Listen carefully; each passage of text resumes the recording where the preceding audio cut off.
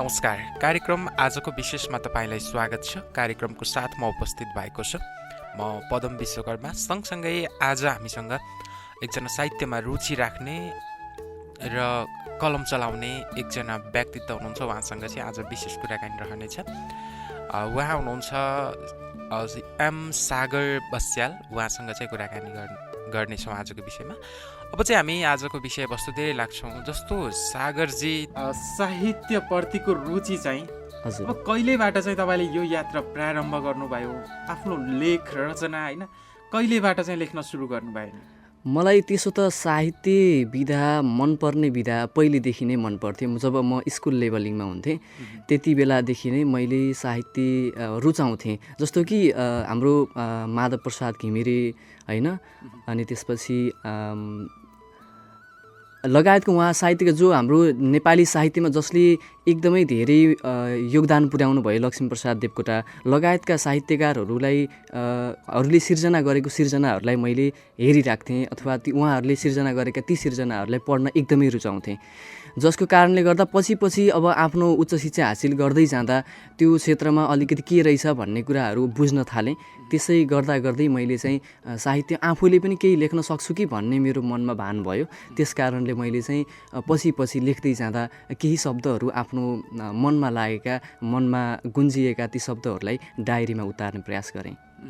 जस्तो विधाहरू त अरू पनि थिए। एउटा तपाईँ सङ्गीतकार होइन, रचनाकार मात्रै नभएर एउटा सङ्गीतकार बन्न सक्नुहुन्थ्यो, लगायतका अरू विधाहरू पनि छन् नि। अब यो साहित्यमै मैले लेख्नुपर्छ भन्ने त्यो खालको एउटा भावना अथवा प्रेरणा चाहिँ कहाँबाट मिल्यो, कसरी मिल्यो, यो विषयमा नि प्रश्न पारिदिनुहोस्। यस्तो हुन्छ, शब्दले दिने भाव र त्यसको अलङ्कार हुन्छ। अलङ्कार यहाँसम्म पुग्न सक्छ, हरेक मान्छेलाई छुन सकिन्छ। सङ्गीतले पनि उत्तिकै धुनमा मान्छे लट्ठ हुन्छ भने साहित्यकारको शब्दले पनि मान्छे लट्ठिन्छ। किन लट्ठिन्छ भने एउटा शब्द बोलिराख्दा त्यो शब्द मात्रै रहँदैन, त्यसले कथा पनि बोलिराखेको हुन्छ। त्यसैले साहित्यमा रुचि बढ्नु अथवा साहित्य नै रोज्नु मेरो चाहिँ प्रमुख कारण चाहिँ म आफूलाई चिनाउनको लागि मात्र होइन कि म आफ्नो भावनालाई छोटो समयमा छोटो शब्दले धेरै कुरा भन्न सक्छु कि जस्तो लागेर मैले चाहिँ साहित्यलाई रोजेँ। हामी पहिला प्रश्नहरू फेरि पनि हामी कुरा तपाईँको माझमा जोडिहाल्छौँ अहिले होइन। पहिला सुरु त अब रेडियो सुनेर बसिरहनु हुने श्रोताहरूलाई लागेको हुनसक्छ साहित्यिक व्यक्तित्वलाई ल्याएको छ तर साहित्यिक विषयहरू चाहिँ रचनाहरू चाहिँ ल्याउँदैन भन्ने लाग्न सक्छ। पहिला तपाईँको एउटा हामी साहित्यिक रचना सुन्छौँ होइन, अनि त्यस पछाडि चाहिँ हामी अरू विषयवस्तु जोड्ने नै छौँ। ओके, म एउटा गजल सुनाउँछु। गजलको पहिलो शेर यसरी सुरु हुन्छ।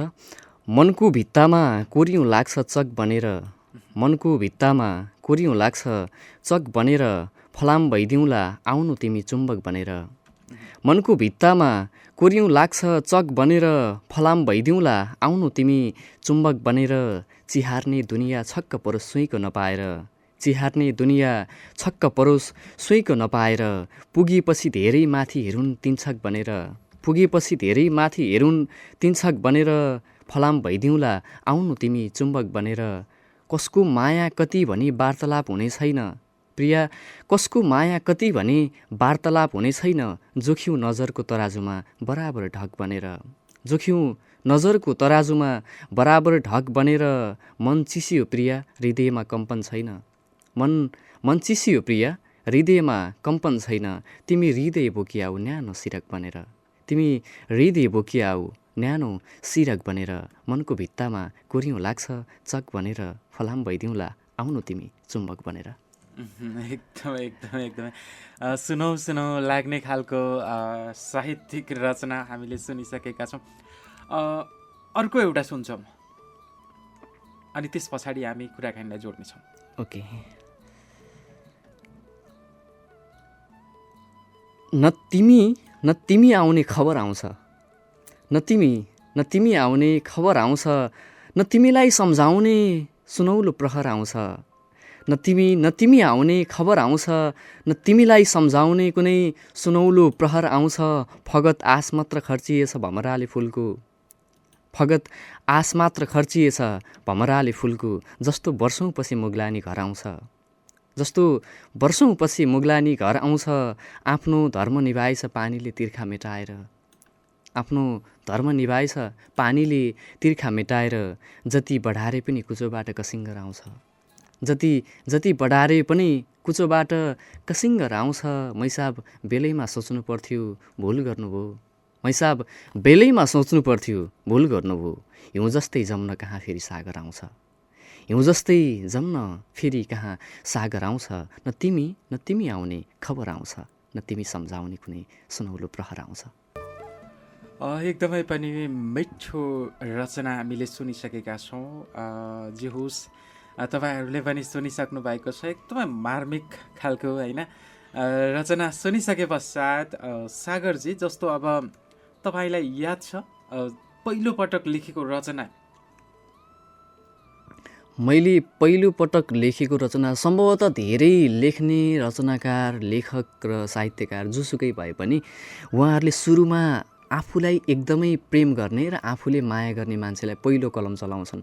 जस्तो कि मैले मेरो सन्दर्भमा मैले आमा लेखेको थिएँ। धेरै जसोले शीर्षकको पहिलो शीर्षक, लेखकको पहिलो शीर्षक, पहिलो कलम, पहिलो अक्षर नै आमा हो। तसर्थ मैले पनि आमा लेखेको थिएँ। तर मैले आमा त्यति बेला लेखेको थिएँ, त्यति बेला मैले लेख्दा त्यो न गजल बन्यो, न मुक्तक बन्यो, न कुनै कथा बन्यो, मात्र एउटा भावना बनेको थियो है।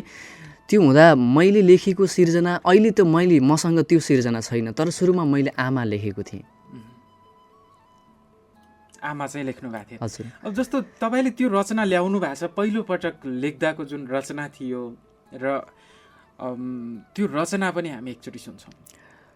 त्यो रचना अहिले मसँग छैन। अहिले तपाईँसँग उपलब्ध छैन सर। धेरै पहिला लेखेको थियो त्यो चाहिँ, त्यो हुँदा अहिले मसँग छैन। जस्तो अब तपाईँले पहिलोपटक लेखेको रचना र हाल अहिले आएर लेख्ने रचनामा भिन्नता चाहिँ के पाउनु भयो? भिन्नता आफैमा हिजोभन्दा आजको सुरुवात केही फरक छ, सबल छ र सक्षम छ। तसर्थ हिजो भएका गल्ती र हिजो नमिलेका ती शब्दका बाँडहरू आज सायद शब्दमा जेलिँदा मिलेका छन्। तसर्थ मैले हिजोभन्दा आज आफूलाई निखारिएको पाउँछु। हिजोभन्दा आज चाहिँ आफूलाई अब्बल देख्नुहुन्छ होइन? केही मात्रामा अब्बल देख्छु। हिजो नसिकेका कुराहरू आज सिकेको छु। हरेक आजभन्दा भोलि नयाँ राम्रो भयो भने त्यो त सान्दर्भिक दिन सुरु हुन्छ नि त। त्यस कारणले पनि हिजोभन्दा आज मैले आफूलाई केही हदसम्म, पूर्ण रूपमा होइन, केही हदसम्म निखारिएको पाउँछु। जस्तो यो लेखन कार्यलाई अगाडि बढाउनको लागि एउटा समय हुन्छ अरे क्या होइन? अब जस्तो मौसम हुन्छ अरे होइन? कुन टाइममा लेख्नुहुन्छ? अनि यो लेख्दा चाहिँ तपाईँलाई मुख्य गरेर कुन कुराले चाहिँ तपाईँलाई प्रेरणा दिन्छ? मेरो मनको प्रश्न गर्नुभयो पदमजी।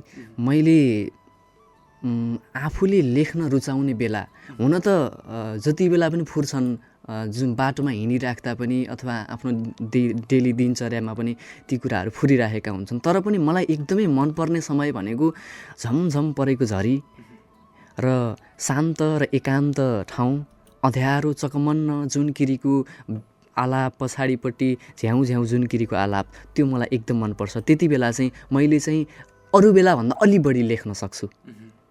ममा भावना फुरेर आउँछ। एकदमै पनि।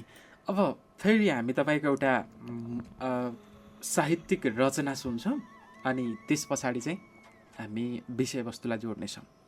हस्, म अर्को गजल सुनाउँछु। मैले गजल विधामा अलि बढी कलम चलाउने हुनाले म गजल नै नाम दिएको छु, गजल नै सुनाउँछु।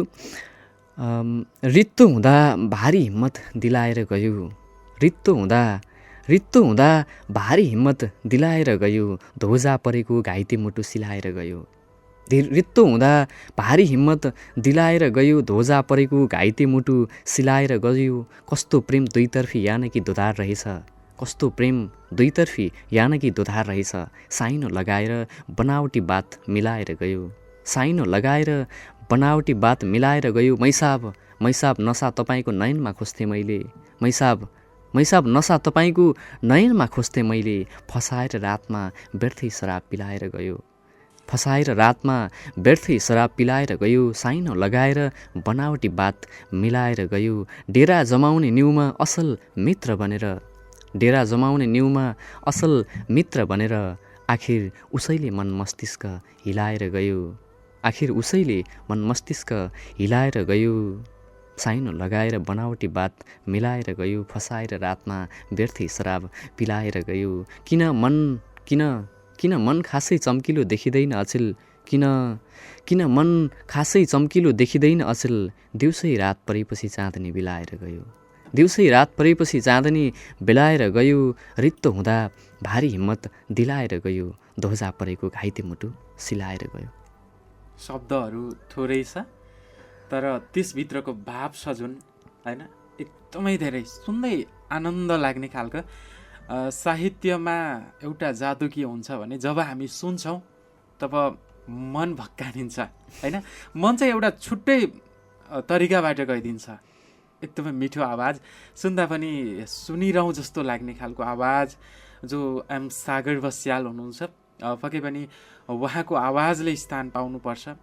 अनि सागरजी होइन अब तपाईँ यो लेख्ने बेलामा कुन विधालाई चाहिँ बढी फोकस गरेर लेख्नुहुन्छ? लेख्ने विधाहरू धेरै छन्। जस्तो आफ्नो भावहरू व्यक्त गर्ने धेरै विधाहरू छन्। जस्तो कि कसैको भाव मुक्तक बन्छ, कसैको भाव गजल बन्छ, कसैको भाव कविता बन्छ, कसैको भाव उपन्यास नै बन्ला होइन, कसैको भाव काव्य नै बन्ला। ती बन्ने भावहरू अथवा त्यसको सिर्जनाका एक किसिमका भागहरू छन्, पाटो छ। त्यसमध्ये मैले लेख्ने विधा चाहिँ मैले मुक्तक र गजल विधालाई धेरै लेख्छु, तर मुक्तकभन्दा गजल धेरै लेख्छु। किनकि मुक्तक त्यही एउटा संसार हो, मुक्तक एउटा गिलास हो भने गजल अङ्खरा हुनसक्छ। अलि धेरै भागलाई चाहिँ हामीले समेट्न सकिन्छ। किनकि मुक्तकमा त्यही कथा बोकेको हुन्छ, मुक्तकले पनि उत्तिकै कथालाई परिभाषित गरेको हुन्छ भने गजल त्योभन्दा अलिकति माथिल्लो दायरामा गएर चाहिँ सबै ठाउँलाई, सबै क्षेत्रलाई, सबै आफ्ना भावनाहरूलाई चाहिँ अलि धेरै व्याख्या गर्न सकिन्छ। त्यसकारण पनि मैले गजल विधा रोजेको हुँ र मैले गजल लेख्छु।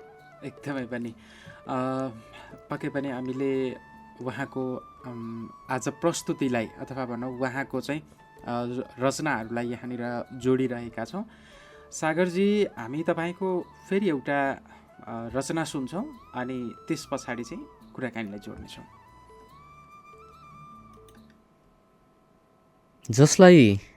जसलाई वर्षौँदेखि राखेँ शिरमा मैले, जसलाई वर्षौँदेखि राखेँ शिरमा मैले, त्यागेँ नहोला भनेर तकदिरमा मैले।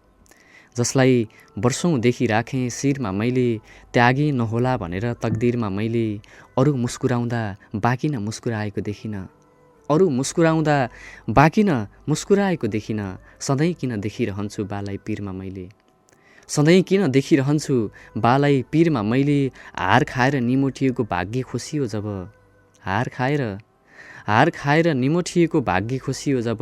अचेल आफ्नै भाग्य भेटाउँछु जन्जिरमा मैले, अचेल आफ्नै भाग्य भेटाउँछु जन्जिरमा मैले। सधैँ किन देखिरहन्छु बालाई पिरमा मैले। आफू चिन्न हरेक दिन उभिरहन्छु एनामा, आफू चिन्न हरेक दिन उभिरहन्छु एनामा। असफल भेटाउँछु किन एनाको तस्बिरमा मैले, असफल भेटाउँछु किन एनाको तस्बिरमा मैले। जसलाई वर्षौँदेखि राखेँ शिरमा मैले, त्यागेँ नहोला भनेर तकदिरमा मैले। अवश्य भने एकदमै मिठो रचना। आज हामी उहाँका रचनाहरूलाई यहाँनिर जोडिरहेका छौँ होइन। जस्तो सागरजी, अब तपाईँले रचनाहरू लेख्दा एउटा गाउँ समाजबाट होइन केही आलोचनाहरू पनि सहनुपर्छ होला, के कसैले अब आलोचना पनि गर्न सक्छ तपाईँलाई, अब त्यसलाई चाहिँ कसरी लिनुहुन्छ?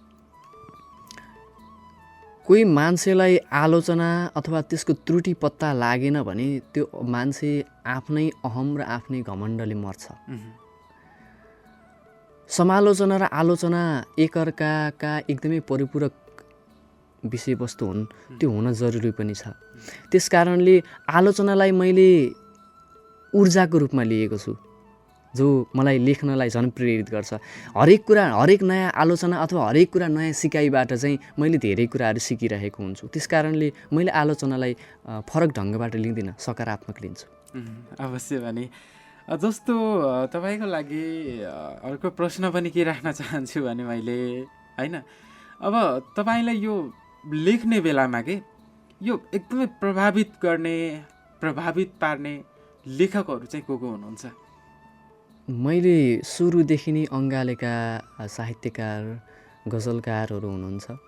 उहाँहरूबाटै हुन त एउटा नयाँ सुरुवात चाहिँ सफल व्यक्तिबाट हुन्छ, अथवा उचाइमा पुगिसकेको व्यक्तिलाई हेरियो भने आफूलाई पनि अगाडि बढ्न उत्प्रेरणा जाग्छ। आफूभन्दा पछाडिको व्यक्ति हेरियो भने त्यति बेला आफू नै अब्बल हुँ भन्ने लाग्न सक्छ। तसर्थ म अब्बल छु भनेर मैले यसरी परिभाषित गर्न खोजेको त होइन, भए पनि मैले हेरेका साहित्यकार गजलकारहरू हुनुहुन्छ, एकदमै म प्रभावित भएको गजलकार उहाँबाट म एकदम मोटिभेटेड भएको छु। आदरणीय गुरु हुनुहुन्छ गोर्खाको प्रदीप रोदन गुरु, उहाँको सिर्जनाहरू म सुनिरहेको छु, गुनगुनाइरहेको छु, उहाँको सिर्जना पनि म गुनगुनाइरहेको छु। त्यसै गरी स्वर्गीय प्रकट पङ्गेनी शिव, उहाँको 1-2 वर्ष अगाडि निधन भयो। निकै श्रृङ्गारको रसमा उहाँले निकै जादु छोडेर जानुभएको छ। प्रकट पङ्गेनी शिव उत्तिकै मैले सुनिराख्ने गजलकार हुनुहुन्थ्यो। त्यसै गरी कवि नवराज पराजुली हुनुहुन्छ। त्यसै गरी हाम्रो सुबिन भट्टराई, उहाँका सिर्जना अथवा उहाँका उपन्यासहरू पनि उत्तिकै पढ्ने गरिरहेको छु मैले। त्यसरी उहाँहरूबाट अलि बढी प्रभावित छु।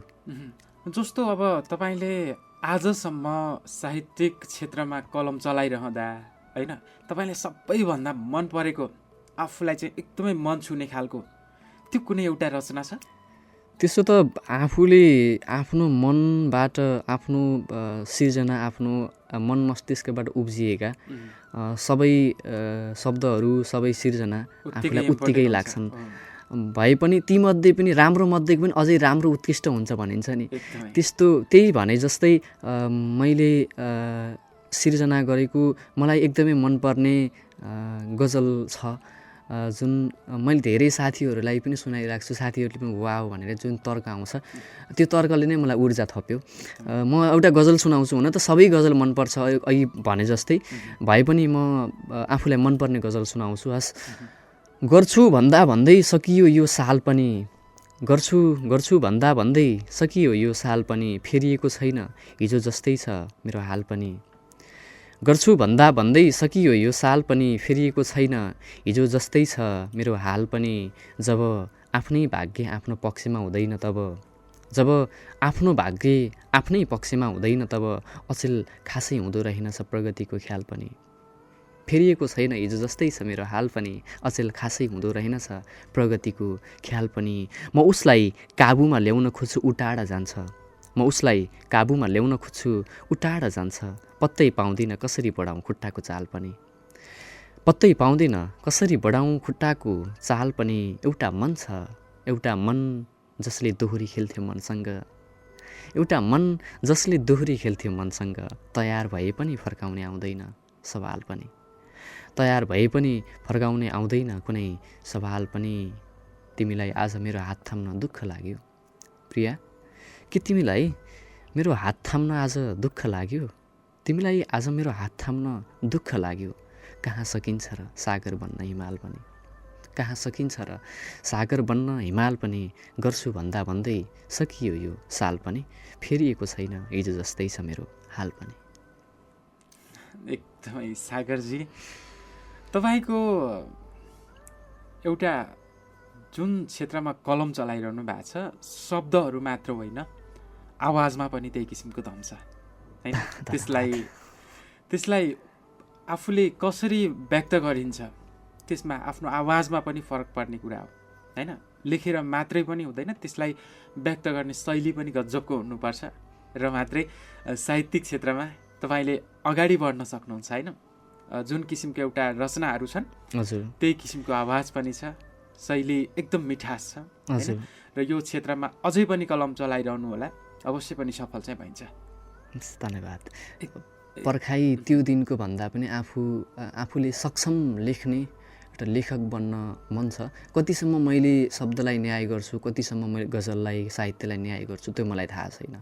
भए पनि मैले लेखेका सिर्जनाहरू कतिलाई मनपर्छ त्यो पनि मलाई थाहा छैन। तर आफूले लेखेका सिर्जनाहरू केही हदसम्म केही मान्छेले सुनिदिए पनि मलाई पुग्छ, किनकि धेरै माहौलमा पुग्नुभन्दा कम मान्छेको मन मस्तिष्कमा बस्न सफल भइयो भने एउटा लेखकले पाउने ऊर्जा, एउटा लेखकले पाउने पुरस्कार त्यही त हो नि। एकदमै। अनि सागरजी होइन, यो साहित्यिक क्षेत्रमा कलम चलाउनु तपाईँको एउटा जिम्मेवारी हो अथवा सोख हो, यसलाई चाहिँ कसरी लिनुहुन्छ? साहित्यमा कलम चलाउनु जिम्मेवारी र सोखमा तुलना गर्दा केही हदसम्म सोख हो भने धेरै जिम्मेवारी हो। किनकि सोख आफूलाई आफ्नो सिर्जना बाहिर प्रस्फुटन हुनु त्यो जिम्मेवार भएर पनि आउन सक्छ। दुईवटा बाटा रहे यहाँनिर, जिम्मेवार भएर पनि आउन सक्छ, जिम्मेवारीको परिस्थितिले पनि एउटा लेख्न सिकायो होला। र अर्को कुरा सोख पनि केही हदसम्म सोख हो। म यस्तो सिर्जना गर्छु भने सोख शब्द चाहिँ आफै फुरेर आउने होइन, होइन, शब्द आफै तरङ्गित भएर आउने होइनन्, होइन। आफूले लेख्न मैले चाहिँ यो विधामा मैले कलम चलाउँछु भनेर आफूले सोख राख्नु पनि त्यो सिर्जनाको एउटा पार्ट भयो। अर्को तर्फमा जिम्मेवारी पनि हो, केही हदसम्म जिम्मेवारी पनि हो। धेरै सोख हो, थोरै सोख हो भने धेरै जिम्मेवारी हो। एकदमै। जस्तो सागरजी होइन, अब पछिल्लो समय यो नेपाली साहित्य क्षेत्रको अवस्था कस्तो देख्नु भएको छ? फराकिलो देखेको छु मैले। किनकि नेपाली साहित्यमा कलम चलाउने धेरै व्यक्तिहरू हुनुहुन्छ, धेरै साहित्यकार, गजलकार, कवि हुनुहुन्छ, उपन्यासकार, होइन, धेरै विधामा कलम चलाउने व्यक्तिहरू हुनुहुन्छ। उहाँहरूले यस्तो छाप पारिदिनु भएको छ कि एउटा कसैको व्यथा पीडा अथवा कसैको मनबाट जुन किसिमको सोचाइ हुन्छ अथवा वैरभाव हुन्छ अथवा उहाँहरूबाट प्रस्फुटन हुने ती किसिमका सिर्जनाहरूले चाहिँ के हुन्छ भने नेपाली गजल अथवा नेपाली साहित्य क्षेत्रमा चाहिँ उहाँहरूले फरक किसिमको छाप छोड्नु भएको। जस्तो सङ्गीतले आनन्द दिन्छ, त्यस्तै गरी गजलमा अथवा सिर्जनामा, साहित्यमा प्रयोग भएका ती शब्दका बाणहरूले पनि धेरै व्यक्तिहरूलाई चाहिँ आकर्षित गरेको छ गजलले अथवा साहित्यले। त्यसैले गजल अथवा साहित्यको चाहिँ मैले फराकिलो दायरा देखेको छु नेपाली साहित्यमा। त्यो अब्बल पनि हुनुहुन्छ धेरै मभन्दा, अथवा म त भर्खर उदाउँदै गरेको व्यक्ति भएँ। प्रतिष्ठित व्यक्तिहरूले यो कुरा छाप छोडिदिइसक्नु भएको छ कि साहित्यले पनि हरेक व्यक्तिलाई सकारात्मक दिशातर्फ डोर्याउन महत्त्वपूर्ण भूमिका खेल्छ भन्ने खालको एक छाप छोडिसक्नु भएको छ। त्यसकारणले दायरा एकदमै ठुलो छ, फराकिलो छ। अब यो साहित्यले समाजमा परिवर्तन ल्याउन सक्छ? सक्छ। कसरी? पक्कै पनि सक्छ। किन सक्छ भने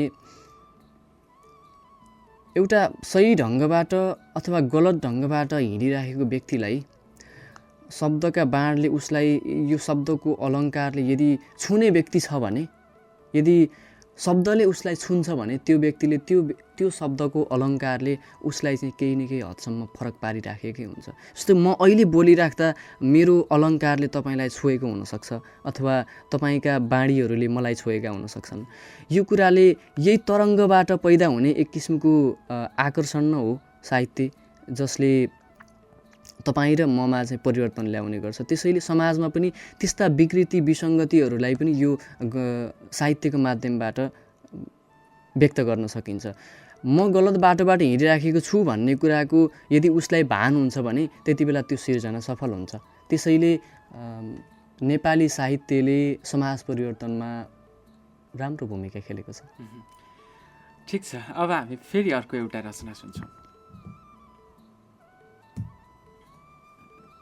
सञ्जालमै देखिए पनि भविष्य ठिक छ, सञ्जालमै देखिए पनि भविष्य ठिक छ, खासै मजा छैन जिन्दगीमा सबै क्षणिक छ।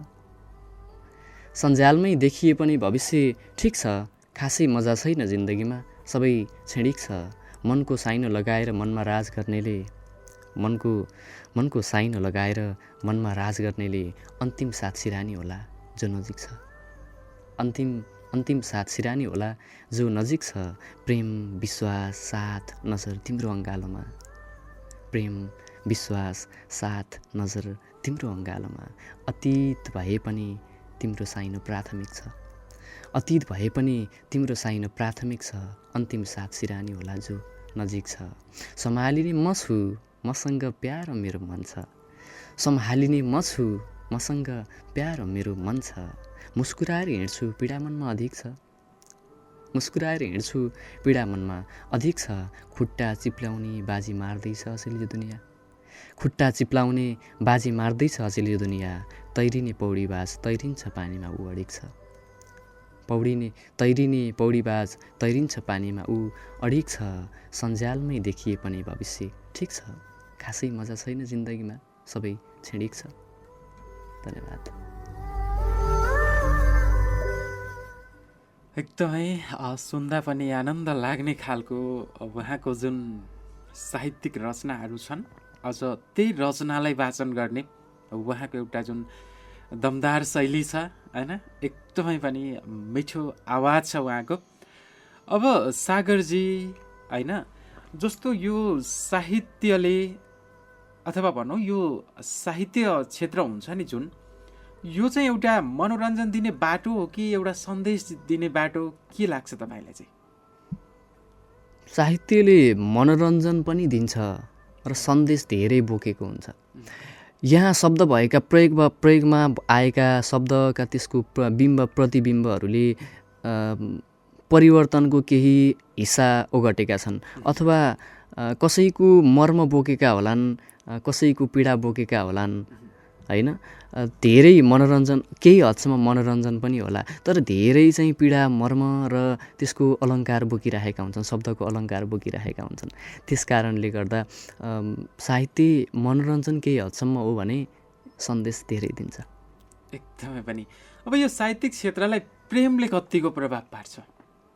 प्रेम त चाहिन्छ नि, चाहिन्छ। प्रेम भएन भने यो संसार कसरी अडिन्थ्यो होला। आमाले छोरालाई गरे जस्तो प्रेम, अनि हरेक व्यक्तिलाई गर्ने प्रेम फरक हुन्छ।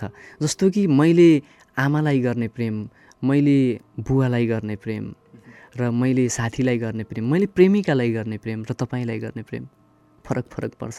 त्यसैले प्रेम अनिवार्य हुन्छ, प्रेम चाहिन्छ, सबै क्षेत्रमा चाहिन्छ, तर यो क्षेत्रमा प्रेमले अझै महत्त्वपूर्ण भूमिका खेल्छ। ओके, ठिक छ। हामी फेरि एउटा तपाईँको साहित्यिक रचना सुन्छौँ।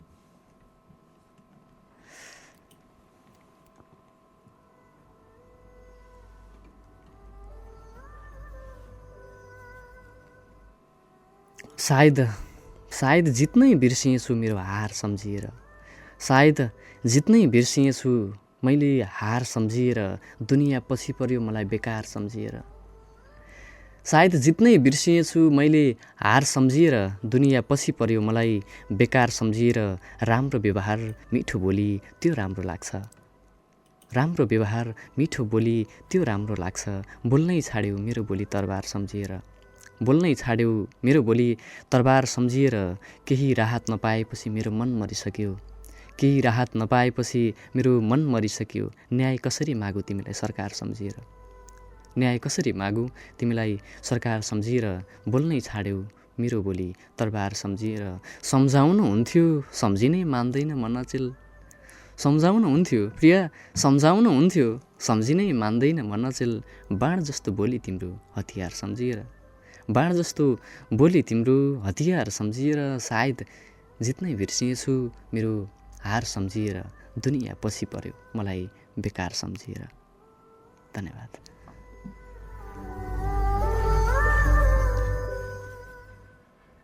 एकदमै पनि मार्मिक खालको होइन, सुनौ लाग्ने खालको आवाज हामी सुनिसकेका छौँ, साहित्यिक रचना सुनिसकेका छौँ। अब यो नयाँ पुस्ता हुन्छ नि, यो नयाँ पुस्ताले साहित्यिक क्षेत्रमा के कस्तो रुचि राखेको देख्नुहुन्छ होइन? हालको अवस्था चाहिँ कस्तो छ त?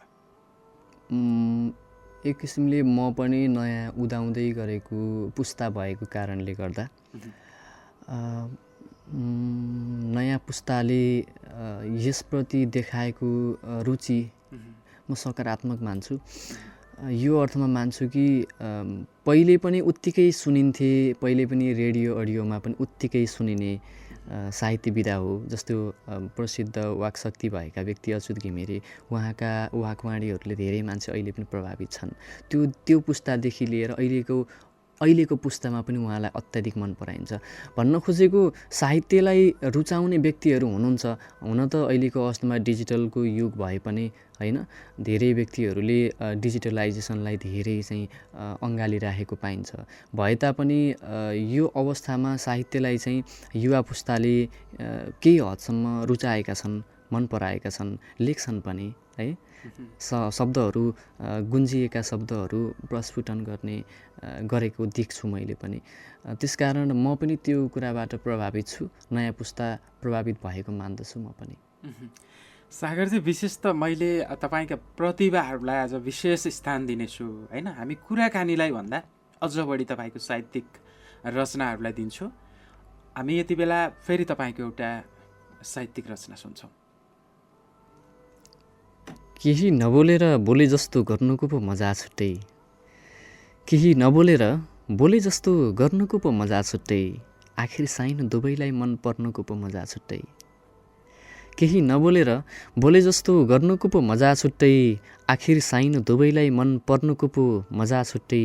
कसरी बाँध्न सक्यो मन त्यसै खै कहाँ के भयो, कसरी बाँध्न सक्यो मन त्यसै खै कहाँ के भयो, बाँधी डोरी प्रेमको नजिक सर्नुको पो मजा छुट्टै, आखिर साइनो दुवैलाई मन पर्नुको पो मजा छुट्टै। हावा जस्तै खेपी बहाव त्यो मनसँग मन मिलाएर, हावा जस्तै खेपी बहाव त्यो मनसँग मन मिलाएर, सँगै चढी उकालियो राली झर्नुको पो मजा छुट्टै, बाँधी डोरी प्रेमको नजिक सर्नुको पो मजा छुट्टै।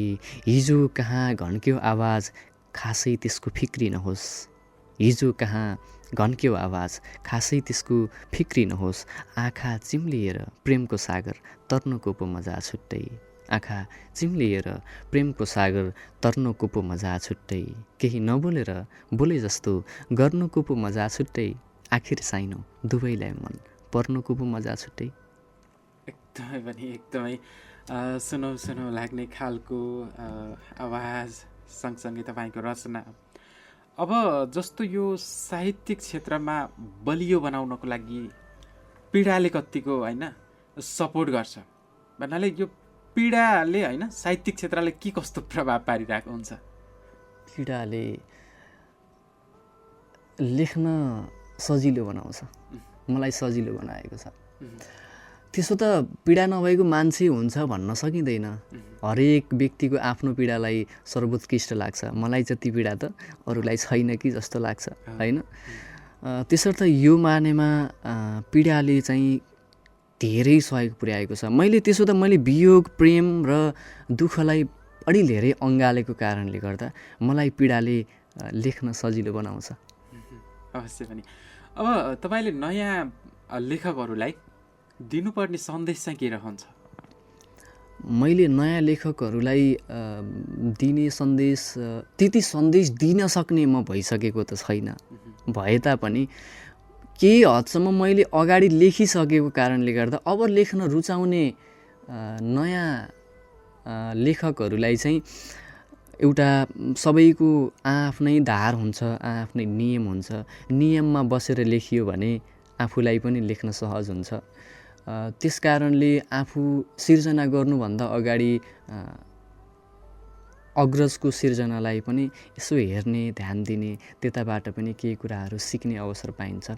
सुन्ने, पोडकास्टहरू सुन्ने, यस्तै रेडियो अडियोका यी श्रृङ्खलाहरू सुन्ने, यस्तो गरियो भने चाहिँ नयाँ लेख्ने उत्प्रेरणा थपिएका अथवा नयाँ ऊर्जाहरूलाई चाहिँ अलि सहज पुग्छ। तपाईँहरूले लेख्दा चाहिँ आफ्नै मनलाई परिधि बनाएर लेख्नुहोस्। त्यसरी लेख्दा सबै ठाउँ छुन सकिन्छ, सबै व्यक्तिको मनमा बस्न सकिन्छ जस्तो मलाई लाग्छ। त्यसैले एकदमै। अब हामी तपाईँको फेरि अर्को रचना सुन्छौँ।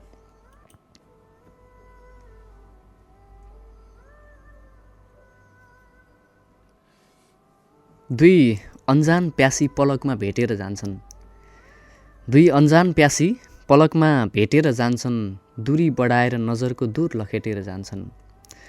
दुई अन्जान प्यासी पलकमा भेटेर जान्छन्, दूरी बढाएर नजरको दूर लखेटेर जान्छन्। छिनमा एकअर्काको मनमा सुनामी चलाएर, छिनमा एकअर्काको मनमा सुनामी चलाएर कोही खोला नदीसँग तिर्खा मेटेर जान्छन्, कोही खोला नदीसँग तिर्खा मेटेर जान्छन्। पराग बनी आयो कोही मैसापको दैलोनेर, पराग बनी आयो कोही मैसापको दैलोनेर, रस चुस्न भमराले पुष्प अचेटेर जान्छन्, रस चुस्न भमराले पुष्प अचेटेर जान्छन्। कोही खोला नदीसँग तिर्खा मेटेर जान्छन्। जसले बिर्सियो सपनीमा धरी उसको याद, जसले बिर्सियो मलाई, जसले बिर्सियो सपनीमा धरी उसको याद। कोही अतीतका तरबार घाँटी रेटेर जान्छन्, कोही अतीतका तरबार घाँटी रेटेर जान्छन्। दुई अनजान प्यासी पलकमा भेटेर जान्छन्, दूरी बढाएर नजरको दूर लखेटेर जान्छन्। एकदमै पनि मिठास छ। अवश्य पनि तपाईँले यति बेला तिलोत्तमा एफएम 96.4 मेगाहर्ज जुन चाहिँ तिलोत्तमा नगरपालिकामा रहेको मणिग्राममा चाहिँ हाम्रो स्टुडियो छ। यहाँबाट तपाईँले विभिन्न जिल्लाहरू पाल्पा, अर्घाखाँची, रूपन्देही, नवलपरासी, चितवन, भैरहवा लगायतका विभिन्न ठाउँमा चाहिँ हामीलाई सुन्दै आइरहनु भएको छ, सुनिरहनु भएको छ। आजको कार्यक्रममा हामीसँग एम सागर बस्याल। तपाईँको घर चाहिँ मैले सोधेन। मेरो घर स्याङ्जा। स्याङ्जाको व्यक्तित्व हुनुहुन्छ, एकदमै मिठास रचनाहरू आज हामीले सुनिरहेका छौँ।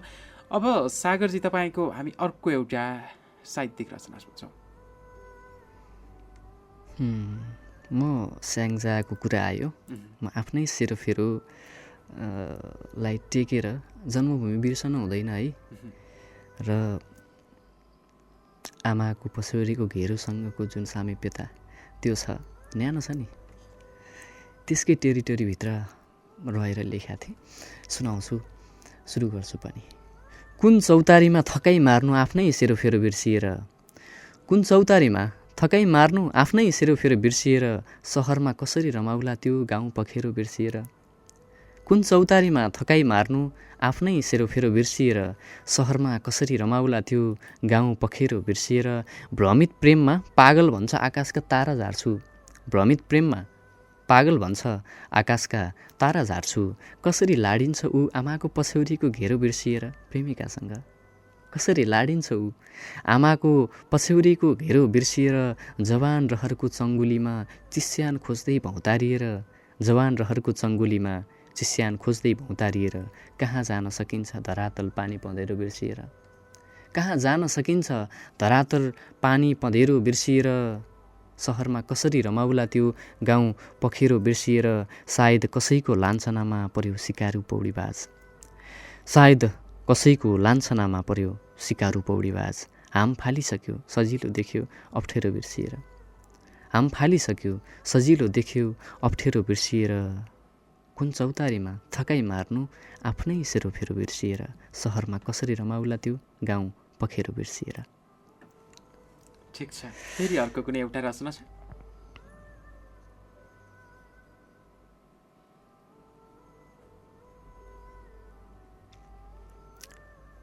हस्, म अर्को सुनाउँछु। सधैँ बित्थामा आफ्नो पीर लिएर के गर्नु, सधैँ बित्थामा आफ्नो पीर लिएर के गर्नु। फेरि अध्याय सुरुवात नहुँदै सकिएर के गर्नु, सधैँ बित्थामा आफ्नो पीर लिएर के गर्नु। फेरि अध्याय सुरुवात नहुँदै सकिएर के गर्नु। कति पिएर बस्न सक्छ मन टुटेको मान्छे, कति पिएर बस्न सक्छ मन टुटेको मान्छे। रति हुँदैन समस्याको हल पिएर के गर्नु, रति हुँदैन समस्याको हल पिएर के गर्नु। प्रिया कोही झल्को बन्छन् कोही सपना बन्छन्, कोही झल्को बन्छन् प्रिया कोही सपना भन्छन्। उदारिएको मनसँग काँडामा अल्झिएर के गर्नु, उदारिएको मनसँग काँडामा अल्झिएर के गर्नु। अचेल फिका लाग्दैछ किन फुलको सुवास छैन, अचेल फिका लाग्दैछ किन फुलको सुवास छैन। कसैको जालमा पर्यो अब तडपिएर के गर्नु, कसैको जालमा पर्यो अब तडपिएर के गर्नु। सधैँ बित्थामा आफ्नो पीर लिएर के गर्नु। फेरि अध्याय सुरुवात नहुँदै सकिएर के गर्नु। एकदमै पनि सागरजी, हामी अब अन्तिममा पनि छौँ। अब 9 बजेको नेपाल खबर पनि सुन्नुपर्ने छ, थाहा खबर होइन। अब अन्तिममा तपाईँले रेडियो सुनेर बसिरहनु भएको छ, जसले तपाईँको आवाज तपाईँको कार्यक्रमलाई होइन सुनिरहनु भएको छ, उहाँहरूको लागि चाहिँ के भन्न चाहनुहुन्छ? यो अवसरको लागि र यति बेला रेडियो तिलोत्तमा सुनेर बसिराख्ने, ट्युन अन गरेर बसिराख्ने आदरणीय तमाम दर्शक श्रोताहरूप्रति म फेरि पनि आभारी छु र यो अवसरको लागि आदरणीय पदमजी तपाईँलाई पनि धेरै धेरै धन्यवाद दिन चाहन्छु। एउटा मेरो डायरीमा सङ्कुचित दायरामा बसिरहेका यी सिर्जनाहरू आज ध्वनि तरङ्गबाट संसारभर सुनिएका गुन्जिएका छन्। यस्ता अवसरहरू फेरि पनि पाउने छु भन्ने आशा गर्दछु। तथापि सुनेर बसिराख्ने तमाम दर्शक श्रोताहरूप्रति चाहिँ नेपाली साहित्यलाई रुचाइराख्नुपर्छ। हाम्रो यो भूमिले रुचाएको सिर्जना हो, रुचाएको एउटा भाग हो, तसर्थ पनि नेपाली साहित्यलाई सबैले माया गर्नुहुन्छ भन्ने यो आशा अनि सङ्कल्प यहाँबाट लिन्छु। धेरै धेरै धन्यवाद व्यक्त गर्छु। कार्यक्रममा आउनुभयो, तपाईँलाई एकदमै धेरै धन्यवाद। हस्, आभारी छु। अवश्य पनि आजको विषयमा हामी साहित्यिक क्षेत्रमा एकदमै मिठो आवाज भएका व्यक्तित्व सँगसँगै साहित्यिक क्षेत्रमा कलम चलाउने व्यक्तित्व हुनुहुन्छ जो एम सागर बस्याल, जसको घर स्याङ्जामा रहेको छ। अवश्य पनि उहाँको आवाज सुनिसके पछाडि तपाईँहरूलाई कस्तो लाग्यो, होइन, आजको कार्यक्रम कस्तो लाग्यो, जस्तो लाग्यो त्यस्तै सल्लाह सुझाव र प्रतिक्रियाहरू दिन सक्नुहुन्छ, जसको लागि यो टेलिफोन नम्बर रहेको छ 071 562 610। यो बाटोमा चाहिँ तपाईँले फोन गर्न सक्नुहुन्छ। सँगसँगै आज विभिन्न माध्यमबाट सामाजिक सञ्जाल हाम्रो पात्रो सँगसँगै तिलोत्तमा एफएम 96.4 मेगाहर्ज फ्रिक्वेन्सी मोडुलेसनबाट सुन्नुभयो। सँगसँगै वेबसाइटमा tilottamaFM.com लगइन गरेर, होइन, तपाईँले